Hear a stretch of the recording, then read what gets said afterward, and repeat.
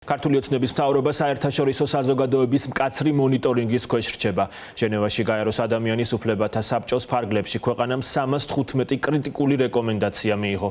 ანალიტიკოსთა თქმით, 106 სახელმწიფოს შეფასება ერთგვარი დიაგნოზია, სადაც მთავარი აქცენტი ბოლო პერიოდში მიღებულ რეპრესიულ კანონმდებლობასა და ავტორიტარიზმის საფრთხეებზე, მათ შორის პოლიტიკურ მართლმსაჯულებაზე კეთდება.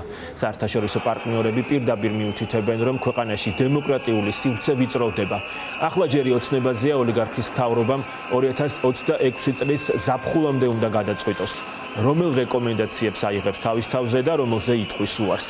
მესამე სექტორში ამბობენ, რომ ეს არჩევანი პირდაპირ აისახება საქართველოს საერთაშორისო რეპუტაციასა და მის ევროპულ პერსპექტივაზე. ქეთი ნადიბაიძე უერთდება ფორმულას ეთერს ამ თემის დეტალებით.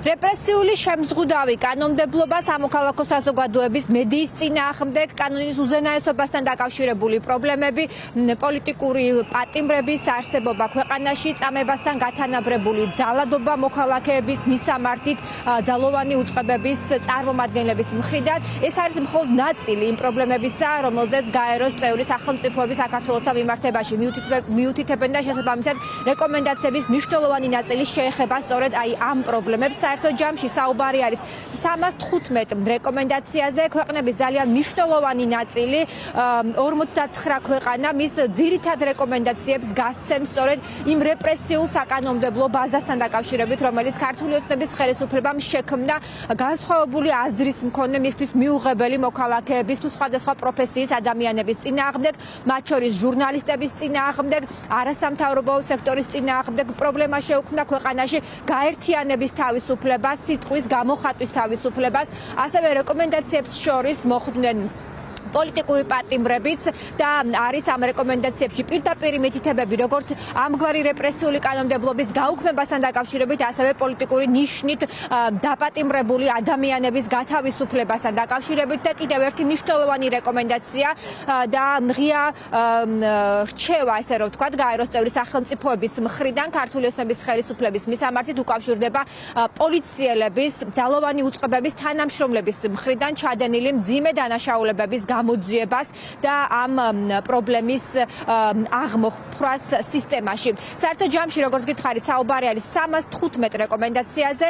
ეს შეფასება, რომლის ავტორები არიან გაეროს წევრი სახელმწიფოები, ზაფხულში უნდა დამტკიცდეს ადამიანის უფლებების საბჭოს ფორმატში და მე საზოგადოებას განვუმარტავ, რომ ეს არის შეფასება, რომელსაც გაეროს წევრი სახელმწიფოები აკეთებენ სხვადასხვა წყაროებზე და სხვადასხვა წყაროებიდან მიღებულ ინფორმაციებზე დაყრდნობით, მათ შორის სახალხო დამცველის ანგარიშებიდან, არასამთავრობო ორგანიზაციების ანგარიშებიდან და უშუალოდ შეხვედრებიდან, მათ შორის ქართული ოცნების ხელისუფლების წარმომადგენლებთან.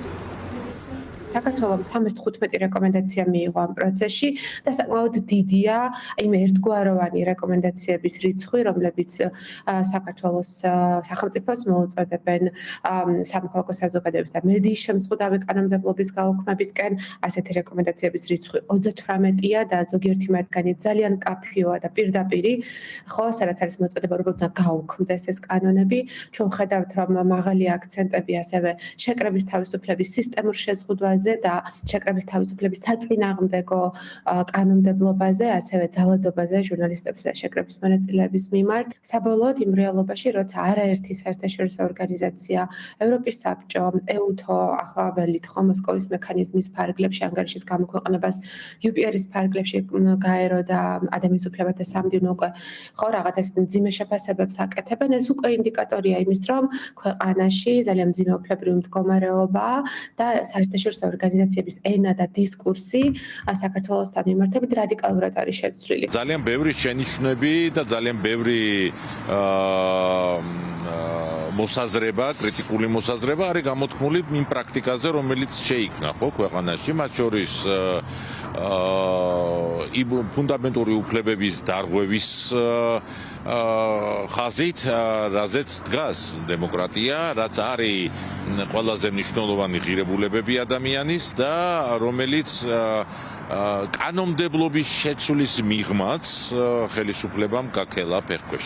დასავლური დემოკრატიული სივრცისთვის საქართველო არის ავტორიტარული ქვეყანა. ამაზე ხლა ხომ არ ვმარჩიელობ ჩვენ დამოკიდებულებებს არ გამოვხატავთ. ეს არის შეფასება, რომელსაც ყველა პოლიტიკურ, ინტელექტუალურ თუ სხვა ნებისმიერ სივრცეში აფასებენ. რა თქმა უნდა, ის რასაც აკეთებს საქართველოს ხელისუფლება, ეს არის ავტორიტარიზმი და ბიძინა ივანიშვილი ასეთი კანონმდებლობით და ასეთი პრაქტიკით ამყარებს თავის ერთპიროვნულ ძალაუფლებას ქვეყანაში.